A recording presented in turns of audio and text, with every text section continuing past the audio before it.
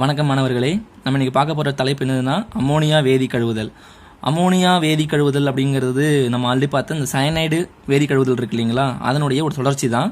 Ammonia வேதி கழுவுதலில் நம்ம எந்த மாதிரியான தனிமங்களை பயன்படுத்தலாம் அப்படின்னு பார்த்தீங்கன்னா நிக்கல், காப்பர், கோபால்ட், அதனுடைய தாதுக்களை பயன்படுத்தலாம். சரிங்களா, முதல்ல வேதி கழுவுதல்னா நம்ம ஆல்ரெடி பார்த்துட்டோம். நான் அதனுடைய லிங்க் எல்லாத்தையும் கீழே டிஸ்கிரிப்ஷனில் கொடுத்துட்றேன்.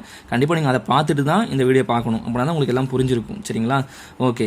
அப்போ நிக்கல் நல்லா கவனிச்சுக்கோங்க, இது வந்து ஒரு மதிப்பெண் வினாலாக கேட்கலாம். நிக்கல், காப்பர், கோபால்ட் தாதுக்களை எதில் பயன்படுத்தலாம்? அமோனியா வேதி கழுவுதல் மூலமாக பயன்படுத்தி அடர்ப்பிக்கலாம். சரிங்களா, ஓகே. இப்போ இங்கே என்ன சார் பண்ண போகிறீங்க? உங்களுக்கு ஆல்ரெடி தெரியும் வேதி கழுவுதல்னா என்ன அப்படின்னு பார்த்தீங்கன்னா, நம்ம எடுக்கக்கூடிய தாதுவில் உள்ள கனிம கழிவுகளிலிருந்து நமக்கு தேவையான தாதுக்களின் அளவை என்ன செய்யணும்? அதிகப்படுத்த போகிறோம். அது பேர் தான் என்னது? வேதி கழுவுதல். சரிங்களா, ஓகே. அப்போது அந்த மாதிரி நம்ம ரிமூவ் பண்ணும்போது நம்மளுடைய தாதுக்களுடைய அளவு, அதாவது நம்மளுடைய பர்சன்டேஜ் என்ன ஆகும் பார்த்தீங்கன்னா, அதாவது அந்த சதவீதம் என்ன பார்த்தீங்கன்னா அதிகமாகிக்கிட்டே போகும். சரி, எப்பயுமே ஃபர்ஸ்ட் ஸ்டெப் நம்ம என்ன சொல்லியிருக்கிறோம்? தூள் செய்யப்பட்ட தாது தான் எடுத்துக்கணும்னு சொல்லியிருக்கோம். அதே தான் இங்கேயும் தூள் செய்யப்பட்ட தாது எடுத்துக்கணும். அதே மாதிரி வேதி கழுவுதலில் ஒரு முக்கியமான விஷயம் பார்த்தீங்கன்னா, தகுந்த கரைப்பானில் நம்மளுடைய தாது என்ன செய்வோம்? கரைப்போம். அப்படி தானே? அப்போ இங்கே பேர்ல என்ன இருக்குது? நான் சொன்ன மாதிரி போன தடவை என்ன பார்த்தோம்னா சயனைடுன்னு சொல்லியிருப்போம். சரிங்களா, அப்போ சயனைடு வேதி கழுவுதல். அப்போ நீங்கள் என்ன கரைப்பானை பயன்படுத்துறீங்களோ அதே தான் பேரில் இருக்கும். அப்போ இங்கே பேரில் என்ன இருக்குது? அமோனியா. சரிங்களா, அவ்வளவுதான். அந்த அமோனியாவை என்ன செய்ய போறீங்க? கொஞ்சம் போல தண்ணியில் கரைச்சிக்கிறீங்க. அப்போ நீர்ம அமோனியாவை மாறிடுச்சு. அந்த நீர்ம அமோனியாவில் நம்முடைய தூள் செய்யப்பட்ட தாதுவை போட்டு என்ன செய்ய போகிறோம்? நல்லா கலக்கி கரைக்க போகிறோம். அப்படி கரைச்ச உடனே என்ன ஆக போகுது? அதிக அழுத்தத்தில் கரைக்கிறீங்க. சரிங்களா, அப்போ சப்போஸ் உங்களுடைய கரைசலில் நல்லா கவனிச்சுக்கோங்க, அமோனியோட வாய்ப்பாடு என்னது? அமோனியோடைய மூலக்கூறு வாய்ப்பாடு NH3. அதாவது ஓகேவா, ஒரு நைட்ரஜன் 3 ஹைட்ரஜன். சரிங்களா, சரி, இது ஏன் சொல்கிறேன்னா, இப்போ பாருங்கள், நிக்கலுக்கு சிம்பிள் என்னது? Ni, காப்பருக்கு Cu, கோபால்ட்டுக்கு CO. அப்போது நம்மளுடைய இந்த தாதுக்கள் சப்போஸ் தூள் செய்யப்பட்ட தாது நிக்கலனுடைய தாதுவாக இருந்ததுன்னா அது என்ன செய்யுது? அம்மோனியாவுடன் வினை புரியுதுனால அவனுக்கு நல்லா கரையவும் செய்யவும் அதில் வினை புரியவும் செய்யும். நம்ம ஆல்ரெடி பார்த்துருக்கோம். சரிங்களா, ஓகே. அப்போது அதில் வினை புரிஞ்சு என்ன ஆக போகுது? அதனுடைய கரையும் உப்பாகவோ அல்லது அணைவு சேர்மத்தையோ உருவாக்கும் படிச்சிருக்கிறோம். ஸோ அப்போ இங்கே என்ன செய்ய போகுதுன்னா அம்மோனியாவோட சேர்ந்து அதனுடைய அணைவு சேர்மத்தை உருவாக்க போகுது. அப்போ இங்கே இருக்கிறது யாருன்னு சொன்ன?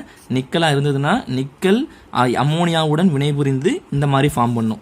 எப்போ? கரைசல்ல. சரிங்களா, அப்போ இந்த மாதிரி எடுத்து கரைச்சிடுறீங்க. கரைசல்ல இருக்குது. அது போக கரையாத மாசுக்கள்லாம் என்ன ஆகும்? அடியில் இந்த மாதிரி தங்கிரும். சரிங்களா, அப்போ அடியில் தங்குறது ஃபுல்லாக மாசுக்கள். கரைசல்ல இருக்கிறது ஃபுல்லாகவே யாராக இருக்கும் பார்த்தோன்னா நம்முடைய தாது ஃபுல்லாக அங்கே போயிடும். அவ்வளோதான். அப்போ இந்த கரைசல்ல தான் யார் இருக்கிறது? இந்த நிக்கல் எக்ஸா அமைன் இருக்கும். எக்ஸா அமைன் நிக்கல் 2+ அயான். ஓகேவா, அது இருக்கும். அப்போ ஓகே, சரி சார். இப்போ தூள் செய்யப்பட்ட அது காப்பராக இருந்தால் என்ன சார் பண்ணும் அப்படின்னு பார்த்தீங்கன்னா, இந்த மாதிரி அணைவு சேர்மத்தை உருவாக்கும். CuNH3 4 times 2+. இந்த அணைவு சேர்மம் இந்த கரைசலில் இருக்கும். சப்போஸ் நீங்கள் எடுத்துக்கிட்ட தாது கோபால்ட்டினுடைய தாதுவாக இருந்தால் என்ன சார் இருக்கும்? ஸோ அப்போ இந்த மாதிரி ஃபார்ம் பண்ணணும். நல்லா கவனிச்சுக்கோங்க. நிக்கல்னா 6 அம்மோனியா வந்துடும். காப்பர்னா 4 தான் அம்மோனியா வரும். கோபால்ட்னா 5 அம்மோனியா, ஒரு நீர் மூலக்கூறு வருது. நீர் மூலக்கூறு பார்த்தோன்னா என்ன சொல்கிறாங்க? ஏன் நீர் மூலக்கூறு வருது? இங்கே என்ன போட்டிருக்கோம்? நீர்ம அமோனியா. அப்போ இங்கே நீரும் கலந்து தான் இருக்குது. சரிங்களா, ஓகே, ரைட்டு. அப்போ ரைட் சார், நீங்கள் சொன்னது ரைட்டு தான். அப்போ இந்த கரைசலில் உள்ளது யாருன்னு சொல்லிட்டீங்க, இந்த 3 பேர் சொல்லிட்டீங்க. ரைட்டு. அந்த கீழ் தங்கியிருக்காங்கன்னு சொன்னீங்கல்ல, அதாவது நம்மளுக்கு தேவையில்லாத கனிம கழிவுகள்னு சொன்னீங்கல்ல, அது யாரெல்லாம் இருக்க வாய்ப்பு இருக்குது அப்படின்னு பார்த்தீங்கன்னா, அப்போ நிக்கல், காப்பர், கோபால்ட் தாதுக்கள் எடுத்தோம்னா அது கூட என்னென்ன கனிம கழிவுகள் இருக்கும்? அமோனியா வேதி கழுவுதலில் அடியில் தங்கக்கூடிய அந்த கழிவுகள் யார் யார் அப்படின்னு பார்த்தீங்கன்னா, இரும்பு 3 ஆக்சைடு, அதாவது அயன் 3 ஆக்சைடு அப்படின்னு சொல்லுவோம். அதனுடைய இல்லைனா அயன் 3 ஹைட்ராக்சைடாக இருக்கலாம். அப்போ ஆக்சைடு ஃபார்மாக இருக்கலாம், இல்லைனா ஹைட்ராக்சைடு ஃபார்மாக இருக்கலாம். சரிங்களா, அது மட்டும் இல்லாமல் அலுமினோ சிலிகேட்னு சொல்லக்கூடிய சில வேதிப்பொருட்களும் என்ன சொல்கிறாங்க? இதில் வந்து தேவையில்லாத கழிவுகளாக இது கூடவே இருக்குன்னு சொல்கிறாங்க.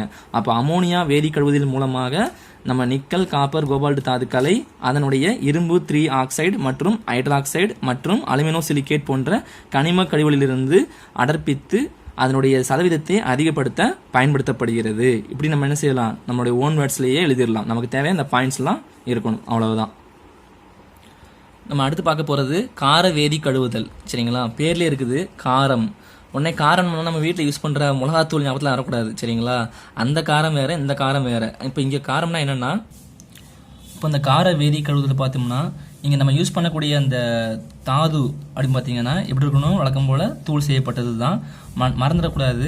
நம்ம அந்த பேர் வச்சு நம்ம என்ன செஞ்சிடலாம்? பயன்படுத்தக்கூடிய அந்த கரைப்பானை கண்டுபிடிச்சிடலாம். சரிங்களா, அப்போ இங்கே காரம்னா நான் என்ன சொல்லக்கூடாது? நம்ம வீட்டில் யூஸ் பண்ணக்கூடிய காரம் அப்படின்னு நினச்சக்கூடாது. சரிங்களா, காரம்னா அதனுடைய pH மதிப்பு எப்படி இருக்கணும்னா 7 விட அதை விட அதிகமாக இருக்கணும். சரிங்களா, அதை நம்ம என்ன சொல்லுவோம்? காரம் அப்படின்னு சொல்லுவோம். அதுவே அமிலம்னு என்ன சொல்லுவோம்? அமிலம்னா pH pH மதிப்பு 7 விட குறைவா இருக்கணும்னு சொல்லுவோம். சரி, இப்போ இங்க பாத்தீங்கன்னா நம்ம தூள் செய்யப்பட்ட தாதுவை நீர்ம கரைசல் போட்டிருக்கும். அந்த காரம் கலந்தது, நல்லா கவனிச்சுக்கணும். அப்ப ஒரு காரத்தை, அதாவது சோடியம் ஹைட்ராக்சைடு, பொட்டாசியம் ஹைட்ராக்சைடு, NaOHனா சோடியம் ஹைட்ராக்சைடு, KOHனா பொட்டாசியம் ஹைட்ராக்சைடு, இந்த மாதிரியான காரத்தை என்ன செய்யணும்னா நம்மளுடைய கரைசல் தண்ணியில கலந்துக்கிட்டு அதை தான் நம்ம என்ன செய்யணும், அதில் நம்மளுடைய தாதுவை தூள் செஞ்சு கரைக்க போறோம். அப்ப கரைக்கும் போது நமக்கு தேவையில்லாத அந்த கனிம கழிவுகள் என்ன செய்யும்? அடியில தங்கிரும், கரைசலுடைய அடியில தங்கிடும். ஓகேங்களா? அப்ப கரையும் தன்மை கொண்ட சேர்மம் யார் மாறிடும்? நம்மளுடைய தாது மாறிடும். சரிங்களா? இந்த செயல்முறை பண்ணும்போது அதிக வெப்பநிலையையும் அதிக அழுத்தத்தையும் நம்ம என்ன செய்யணும்? வச்சுக்கிட்டே இருக்கணும். ஓகேங்களா? நல்லா கவனிச்சுக்கோங்க. தூள் செய்யப்பட்ட தாதுவானது காரம் கலந்த நீர்ம கரைசலில் அதிக வெப்பநிலை மற்றும் அதிக அழுத்தத்தின் முன்னிலையில் செயல்படுத்தப்படுகிறது. அவ்வாறு செயல்படுத்தப்படும் பொழுது தூள் செய்யப்பட்ட நமது தாதுவானது கரையும் தன்மை கொண்ட சேர்மமாக கரைசலில் மாறி விடுகிறது. ஓகேங்களா?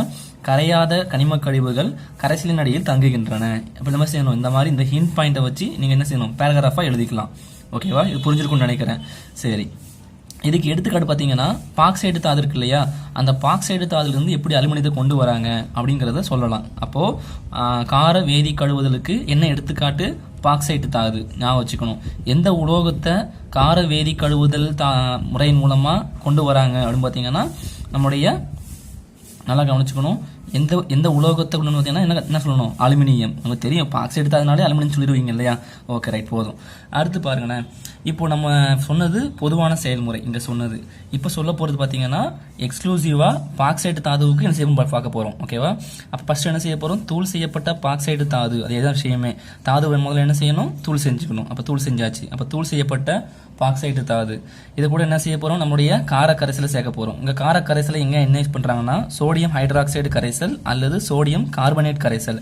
நான் ஃபார்முலா எழுதியிருக்கிறேன், உங்க புக்ல வாக்கியமா இருக்கும். NaOHனா சோடியம் ஹைட்ராக்சைடு, Na2CO3னா சோடியம் கார்பனேட் கரைசல். நான் சொன்ன மாதிரி அதிக வெப்பநிலை அதிக அழுத்தம் யூஸ் பண்ணணும். அப்ப அதிக வெப்பநிலைனா எவ்வளவு? இங்க 470 கெல்வின்ல இருந்து 520 கெல்வின் வெப்பநிலைக்கு பயன்படுத்துறாங்க. எவ்வளவு அழுத்தம் பாத்தீங்கன்னா 35 அட்மாஸ்பியர் அழுத்தத்தை பயன்படுத்துறாங்க. சரிங்களா? அப்படி பயன்படுத்தும் போது நம்மளுடைய தூள் செய்யப்பட்ட தாது இருக்கு இல்லைங்களா, பாக்சைடு தாது, அது என்ன ஆகுதுன்னா அந்த NaOH, இப்போ நம்ம இங்க பயன்படுத்த போறது NaOH பயன்படுத்துறோம்னு வச்சுக்கோங்களேன். அப்ப NaOH அந்த காரம் கூட வினை புரிந்து என்னவா மாறுதுன்னா சோடியம் மெட்டா அலுமினேட்டா மாறுது. இது எங்க இருக்கும்? நான் சொன்ன மாதிரி கரைசலில் கரைந்த நிலையில் காணப்படும். பாருங்க, இதுதான் நம்முடைய கரைசல். இந்த கரைசல்ல கரைஞ்ச நிலையில இருக்கும். சரிங்களா? அப்ப இந்த அடியில யார் இருப்பா? அந்த ப்ளூ கலர் டாட் பிடிச்சிருக்கனா, இதெல்லாம் யாரும் பாத்தீங்கன்னா இந்த இரும்பு, டைட்டானியம் ஆக்சைடு, அதெல்லாம் என்ன ஆயிருது? வீழ்படிவா மாறிடுது. அப்ப இது கரையாத தன்மை கொண்டது. அப்ப கரையாத தன்மை கொண்டவை எல்லாமே என்ன ஆயிரும்? வீழ்படிவா மாறிடும். கரைஞ்சது எல்லாமே என்ன ஆயிரும்? நம்முடைய கரைசல்லே இருக்கும். அந்த சமன்பாடு தான் எழுதியிருக்கிறேன் நான். Al2O3 இதான் நம்முடைய பாக்சைட்டினுடைய வாய்ப்பாடு. சரிங்களா? இது நம்ம என்ன செய்ய போறோம்? சோடியம் ஹைட்ராக்சைடு ஆக்வஸ்ன்னு போட்டிருக்கேன். AQ அப்படின்னு அர்த்தம் தண்ணியில அது கரைச்சி வச்சிருக்குன்னு அர்த்தம். ஓகேங்களா? அப்போ காரம் கலந்த கரைசலில் என்ன செய்ய போறோம்? அலுமினியம் ஆக்சைடு பாக்சைட்டை நம்ம தூள் செஞ்சு கலக்கிறோம். அப்ப இது என்ன மாறுதுன்னு சொன்னேன்? சோடியம் மெட்டா அலுமினேட்டா மாறுதுன்னு சொன்னேன். அதனுடைய வாய்ப்பாடு தான் இது. சோடியம் மெட்டா அலுமினேட்டினுடைய வாய்ப்பாடு தான் NaAlOH 4 டைம்ஸ். சரிங்களா? இது ஒரு அணைவு சேர்மமா மாறி இருக்குது. இது எங்க இருக்குது? கரைசலில் காணப்படும் சொல்லியிருக்கிறேன். கரெக்டா? அப்ப ஆக்வஸ், AQன்னு என்ன அர்த்தம்? கரைசல். ரைட்டா? அப்ப கரைசலில் கரைஞ்ச நிலையில் காணப்படுகிறது. சரி சார், இதை தான் நான் சொல்லியிருக்கேன் நான். அப்ப கரைச்சாச்சு. அடுத்து நம்ம என்ன செய்ய போறோம்? எனக்கு என்ன மட்டும் தேவை? ஆக்வஸ் மட்டும் தேவை. ஆக்வஸ்னா என்ன அர்த்தம்? கரைசல் மட்டும் தான் தேவை. ஏன்னா அடியில் உள்ளது எல்லாமே என்னது? நமக்கு தேவையில்லாத கரையாத தன்மை கொண்ட அந்த கனிம கழிவுகள். அப்ப அதை நம்ம என்ன செய்ய போறோம்? ஃபர்ஸ்ட் ஃபில்டர் பண்ணணும். நான் சொன்ன மாதிரி இங்க ஃபில்டர் பண்ணியாச்சு. ரைட்டா? அப்போ இந்த கரையாதில் என்ன செஞ்சிருக்குன்னு பார்த்தோன்னா அடியில் அப்படியே செட்டில் ஆயிருமா. ஓகேவா? அதை நம்ம என்ன செய்ய போகிறோம்? ஃபில்டர் பண்ண போகிறோம். ஓகேங்களா? அப்போ ஃபில்டர் பண்ணும்போது என்ன ஆக போகுதுன்னு பார்த்தீங்கன்னா பாருங்க, இது நம்ம இங்கே யூஸ் பண்ண பீக்கர். ரைட்டா? அதாவது நான் அந்த கொள்கலன் அதனால ஸ்டர் பண்ணிட்டு என்ன செய்றீங்க? நம்மளுடைய ஃபில்டர் பேப்பர் வச்சு, அதாவது ஒரு வடிகட்டி வச்சு என்ன செய்றீங்க? அப்படியே வடிகட்டுறீங்க. அப்போ வடிகட்டும் போது நமக்கு என்ன மட்டும்தான் வரும்? நம்மளுடைய அந்த கரைசல் தண்ணியில் உள்ள மட்டும்தானே வரும். அது எல்லாம் எப்படி கீழே வந்துருச்சு. அப்போ அந்த கரையாத மாசுக்கள் எல்லாமே எங்கே தங்கிரும்? அந்த வடிகட்டிலேயே அங்கேயே தங்கிருச்சு. ஓகேங்களா? இதை அப்படியே கொண்டு அடுத்த ஸ்டெப்புக்கு வரீங்க. இங்கே வரும்போது அப்போ இதில் என்ன மட்டும்தான் இருக்குது? இப்போ சொல்லுங்க பார்ப்போம். நம்முடைய இந்த கரைசலில் என்ன மட்டும்தான் இருக்கும்? நம்ம சொன்ன சோடியம் மெட்டா அலுமினேட் இந்த இந்த இந்த மூலக்கூறு மட்டும்தான் அதில் இருக்கும். என்னெல்லாம் இருக்காது, நம்முடைய இரும்பு, டைட்டானியம் ஆக்சைடுன்னு சொன்னோம் இல்லையா, அது எதுவுமே எங்கே இருக்காது, இப்போ இந்த கரைசலில் இருக்காது. சரிங்களா? இப்போ இதில் என்ன செய்ய போகிறாங்கன்னா கார்பன் டை ஆக்சைடு வாயு சேர்க்க போகிறாங்க. நல்லா கவனிக்கணும், என்ன சேர்க்க போகிறாங்க, கார்பன் டை ஆக்சைடு வாயு சேர்க்குறாங்க. இது ஏன் சார் சேர்க்குறாங்க அப்படின்னு பார்த்தீங்கன்னா, நான் ஆல்ரெடி சொன்ன மாதிரி நம்ம பயன்படுத்துறது என்ன பயன்படுத்தணும், நம்ம தாதுவை கரைக்கிறதுக்கு காரத்தை பயன்படுத்தணும். கரெக்டாக? சோடியம் ஹைட்ராக்சைடுங்கிறது காரம். காரத்தினுடைய pH எப்படி இருக்கும், 7ஐ விட அதிகமாக இருக்கும். ஸோ அந்த pHனுடைய மதிப்பை சமன் செய்யறதுக்காக, அதாவது 7ஆ மாற்றுறதுக்காக தாங்க போட்டிருக்கேன் பாருங்க. அதை என்ன சொல்லணும்னா நடுநிலையாக்குறதுக்காக என்ன செய்றாங்க, கார்பன் டை ஆக்சைடு வாயுவை இந்த கரைசலில் சோடியம் மெட்டா அலுமினேட் உள்ள அந்த கரைசலில் செலுத்துறாங்க. இப்போ என்ன சார் நடக்குது பார்ப்போமா? இப்போ என்ன நடக்குன்னு பார்த்தீங்கன்னா, நம்ம சொன்ன மாதிரி சோடியம் மெட்டா அலுமினேட் அதனுடைய வாய்ப்பாடு அப்படிங்க எடுத்து எழுதிக்கோங்க. எங்கே இருக்குது, நம்முடைய நீர்த்த கரைசலில் இருக்குது. அதில் கார்பன் டை ஆக்சைடு வாயு அப்படின்னா ஜி கேசியஸ் ஸ்டேட்டில் இருக்குது. செலுத்தின உடனே இது என்ன ஆகுதுன்னா, ரெண்டும் வினைப்பட்டு நமக்கு நீரேற்றம் அடைந்த அலுமினியம் ஆக்சைடு, வேற ஒன்றும் கிடையாது, Al2O3.3H2O அப்படின்னு வாசிக்கணும். இது என்னவா இருக்குது, சாலிட் ஸ்டேட்டில். அப்போ என்ன ஆகுதுன்னா வீழ்படிவு. பார்த்தீங்கன்னா போட்டிருக்க பாருங்க, டவுன் ஆரோ மார்க் போட்டிருக்கேன்னா, அப்போ கீழ் நோக்கிய அம்புக்குறி இருந்ததுன்னா அது என்ன அர்த்தம், வீழ்படிவுன்னு அர்த்தம். அப்போ அந்த வீழ்படிவு உருவாயிருச்சு, அவ்வளோதான், முடிஞ்சு வச்சு தான் நமக்கு தேவையான விஷயமே. ஏன், அதில் தான் நம்முடைய அலுமினியம் இருக்குது. கூடவே என்ன ஃபார்ம் பண்ணுது, சோடியம் பைகார்பனேட். அப்போ நம்ம உள்ளக்க போட்ட அந்த சோடியம் ஹைட்ராக்சைடினுடைய அந்த பகுதியெலாம் இருக்கு இல்லையா, அதெல்லாம் ஆகுது கார்பன் டை ஆக்சைடு வந்ததுனால அதெல்லாம் வெளியேறி போயிருது. அப்போ நம்முடைய கரைசலானது இப்போ என்ன ஆயிடுச்சு, நடுநிலைமை அடைஞ்சு நமக்கு தேவையான ஒரு பொருளை உருவாக்கிருச்சு. இது நீரேற்றம் அடைந்தது. இது நம்ம இன்னும் என்ன செய்யலாம், அடுத்த ஸ்டெப்புக்கு எனக்கு இன்னும் தூயதாக வேணும், இதில் வாட்டர் மாலிகுல்லாம் இருக்குது, எனக்கு அதெல்லாம் வேணாம்னு நினச்சி என்ன செய்யலாம், நல்லா 1670 கெல்வின் வெப்பநிலையில் சூடு செய்யும் போது இதில் உள்ள அந்த நீர் மூலக்கூறுகள் ஃபுல்லாக என்ன ஆயிரும்னா வெளியே போயிடும். நமக்கு தெரியும் இல்லையா, சூடு செஞ்சால் என்ன ஆகும், நீர்லாம் ஆவியா மாறி வெளியே போயிடும் இல்லையா, அதே மாதிரி தான் இங்கேயும். சரிங்களா? அப்போ நீரேற்றம் அடைந்த அலுமினியம் ஆக்சைடு 1670 கெல்வின் வெப்பநிலைக்கு சூடு செய்யும் பொழுது அதில் உள்ள 3 நீர் மூலக்கூறுகளும் வெளியேறி நமக்கு தூய அலுமினியம் ஆக்சைடா மாறுது. அந்த அலுமினியம் ஆக்சைடுக்கு இன்னொரு பேர் தான் என்னது, அலுமினா அப்படின்னு சொல்லுவோம். சரிங்களா? அப்போ இங்கே தூய நிலையில கிடைக்குதுன்னு சொல்றாங்க. நீங்க கேட்கலாம், சார் பாக்சைடு தான் அதனுடைய வாய்ப்பாடு தான் சொன்னீங்க, இப்போ கிடைக்கிறதும் இதான் சொல்றீங்க, அப்போ எதுக்கு டேரக்டாக எடுத்துட வேண்டியது தானே, எதுக்கு இவ்வளவு பண்ணியிருக்காங்கன்னு கேட்கக்கூடாது. சரிங்களா? ஏன்னா அப்படி ஃபர்ஸ்ட் எடுக்கும்போது அதனுடைய வேதி வாய்ப்பாடு Al2O3 தான். ஆனால் அது கூட இருக்கக்கூடிய அந்த கழிவுகள் கொஞ்சம் இருந்திருக்கும் கண்டிப்பாக. சரிங்களா? அந்த கழிவுகள் இப்போ இல்லாமல் இன்னும் சுத்தமாக 100% சுத்தமாக என்ன இருக்குது, நமக்கு தேவையான அலுமினா மட்டும் கிடைக்குது அப்படின்னு சொல்லலாம். சரிங்களா? சரி, இதே மாதிரி தான் பார்த்தீங்கன்னா அடுத்து பார்க்க போகிறது அமில வேதி கழுவுதல். சரிங்களா? அமில வேதி கழுவுதல்னா என்ன அப்படின்னு பார்த்தீங்கன்னா வேற ஒன்றும் கிடையாது, ரொம்ப ரொம்ப ஈஸி. இந்த முறையில் நம்ம என்ன பயன்படுத்த போகிறோம், கரைப்பானா அமிலம் பயன்படுத்த போகிறோம். சரிங்களா? ஓகே, அது கூட அப்போ இந்த அமில வேதி கழுவுதலில் பயன்படுத்தக்கூடிய தாதுக்கள் எப்படி இருக்குன்னு பார்த்தீங்கன்னா சல்ஃபைடு தாதுவை தான் பயன்படுத்த போகிறோம். இது கொஞ்சம் வித்தியாசமாக இருக்கும். சல்ஃபைடு தாதுக்கள் உங்களுக்கு தெரியும், பொதுவாகவே பார்த்தீங்கன்னா கரையும் தன்மை அற்றது. எதில், நீரில். இப்போ நீங்கள் தண்ணி எடுத்துக்கிட்டு அதில் ஒரு சல்ஃபைடு தாது போட்டு வச்சுக்கோங்களேன், சல்ஃபைடு தாது அதில் கரையவே கரையாது. சரிங்களா? அப்போ நம்ம என்ன செய்யணும், அப்போ அடுத்த செயல்முறைக்கு இதை கொண்டு போகணும்னா இதை ஒரு கரையும் தன்மை உள்ளதாக மாற்றணும். சரிங்களா? அப்போது கரையும் தன்மை உள்ளதாக மாற்றுறதுக்காக பயன்படுத்தக்கூடிய இந்த ஒரு விஷயம் தான் இது அமில வேதி கழுவுதல். அது மட்டும் இல்லாமல் இதில் இருக்கிற சில வேண்டாத விஷயங்களை, வேண்டாத அந்த கழிவுகளை என்ன செய்யலாம், நீக்கிறதுக்கும் இதை பயன்படுத்துகிறாங்க. அப்போ சல்ஃபைடு தாதுவை ஒரு நீர்ம அமிலம் கொண்டு, நல்லா கவனிச்சுக்கணும். அப்போது ஃபர்ஸ்ட் பார்த்தீங்கன்னா சொன்னோம் காரம் சொன்னோம் இல்லையா, அப்போ காரம் என்ன சொன்னீங்க, pH 7 விட அதிகமாக இருக்கணும். அப்போ இங்கே எப்படி இருக்கணும், pH 7 விட குறைவாக இருக்கணும். அவ்வளோதான் விஷயம், வேறு ஒன்றும் கிடையாது. அப்போ நீர்ம அமிலம் கொண்டு சல்ஃபைடு தாது என்ன செய்கிறாங்க, நல்லா கரைக்கிறாங்க. அப்படி கரைக்கும் போது இந்த அமிலம் கூட வினைப்பட்டு சல்ஃபைடு ஃபுல்லாக என்னவா மாறிடுது, சல்ஃபேட்டாக மாறுது. நல்லா கவனிக்கணும். இப்போ சல்ஃபைடுக்கும் சல்ஃபேட்டுக்கு என்ன சார் வித்தியாசம் அப்படின்னு பார்த்தீங்கன்னா நல்லா கவனிச்சுக்கோங்க, நான் கீழே சொல்கிறேன் அதை பற்றி. சரி, சல்ஃபேட்டை மட்டும் தான் மாறுதான் பார்த்தீங்கன்னா கிடையாது, கூட என்ன கிடைக்குது, தனிமநிலை சல்ஃபரும் கிடைக்குதுன்னு சொல்கிறாங்க. சரி, இந்த சல்ஃபேட் எப்படி சார் இருக்குன்னு பார்த்தீங்கன்னா இது என்ன ஆகும், நீரில் கரையும். அப்போ நம்ம என்ன செஞ்சிடலாம், சல்ஃபைடு தாதுக்கள் இருந்து நேரடியாக நம்முடைய மெட்டல்களை, அதாவது உலோகத்தை பிரிச்செடுக்கிறத விட அதை சல்ஃபேட்டாக மாற்றி பிரிச்செடுக்கிறது ரொம்ப ஈஸி. சரிங்களா? அதனால தான் என்ன செய்கிறாங்க, இந்த மாதிரி ப்ராசஸை பண்ணுறாங்க, வேற ஒன்றும் கிடையாது. இப்போ பாருங்க, சரி, இப்போ சல்ஃபைடுக்கும் சல்ஃபேட்டுக்கும் என்ன வித்தியாசம் இப்போ பாருங்க. நான் 2ZNS போட்டிருக்கேன்னா ZNS அர்த்தம் எஸ். நல்லா கவனிச்சுக்கோங்க, எந்த இடத்துலலாம் இந்த மாதிரி எஸ்ன்னு வருதோ, அதாவது ஒரு உலோகம் ஒரு சல்ஃபர் இந்த மாதிரி வந்துச்சுக்கோங்களேன், அப்போ S2- இதை சல்ஃபைடு அப்படின்னு சொல்லுவோம். சரிங்களா? பைடு அப்படின்னு சொல்லுவோம். இப்போ சல்ஃபேட்னா என்னன்னு சொல்லுவோம், SO4 வேற ஒன்றும் கிடையாது. இவ்வளோதான் வித்தியாசம். அப்போ ரொம்ப பெரிய வித்தியாசம் பார்த்தீங்கன்னா கண்டிப்பாக வித்தியாசம் தான். சல்ஃபருடைய ஆக்சிஜனேட்ட நிலையே மாறும். சரிங்களா? நீங்களா செக் பண்ணி பார்த்தா தெரியும், உங்களுக்கு தெரியும். ஓகே, இப்போ என்னுடைய வாய்ப்பாடை பாருங்க. இப்போ பார்த்தீங்கன்னா நம்ம இங்கே எடுக்கக்கூடியது ஜிங்க் சல்ஃபைடு அப்படின்னு சொல்லக்கூடிய ஒரு சல்ஃபைடு தாது, ரைட்டுங்களா? இதை நம்ம என்ன செய்ய போறோம்? நம்ம சொன்ன மாதிரி நீர்ம அமிலம். அப்போ நீர்மனா வாட்டர், சரிங்களா? அதை வந்து நீர்ம நிலைன்னு அர்த்தம், ஆக்வஸ் ஸ்டேட்னு சொல்லுவோம்.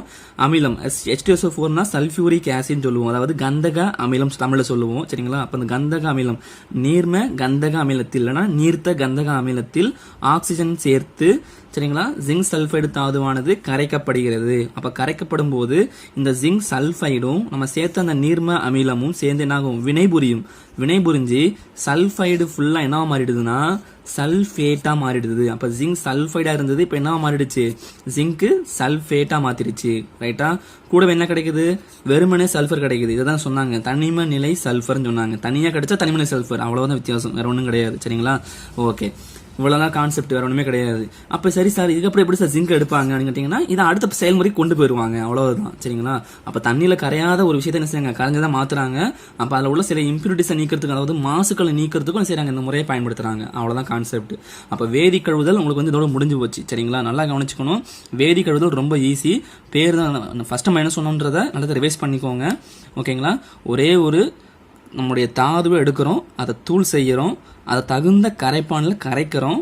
நம்ம தாதுக்கல்ல உள்ள உலோகம் என்னவோ மாறுது, அதனுடைய கரையும் உப்பாகவோ அல்லது அணைவு சேர்மமாகவோ எங்க போயிருது? அந்த கரைஞ்சி அந்த அதே கரைசல்ல போயிருது. நமக்கு தேவையில்லாத கனிம கழிவுகள்லாம் எங்க போயிருதுன்னா அந்த கரைசலினுடைய அடியிலேயே தங்கிருது. இவ்வளவுதான் கான்செப்ட். அந்த யூஸ் பண்ணக்கூடிய அந்த சால்வெண்ட் இருக்கு இல்லையா, அந்த கரைப்பான், தகுந்த கரைப்பானை வச்சு என்ன செய்றாங்க? நாளா பிரிக்கிறாங்க. ஃபர்ஸ்ட் பார்த்தது சயனைடு, சரிங்களா? அடுத்து ரெண்டாவது பார்த்தது என்ன பார்த்தோம்? அமோனியா பார்த்தோம். மூணாவது பார்த்தது காரம். நாலாவது பார்த்தது அமிலம், ரைட்டா? ஓகே, இந்த நாலுத்தையும் திருப்பி ஒரு தடவை பார்த்தீங்கன்னா உங்களுக்கு ரொம்ப தெளிவாக புரிஞ்சிடும். ஃபர்ஸ்ட் டைம் புரிஞ்சிருக்கணும் ஆக்சுவலாக, ஓகேங்களா? சரி, அடுத்த வீடியோவில் பார்க்கலாம். சரிங்க ஸ்டூடெண்ட்ஸ், தேங்க்யூ.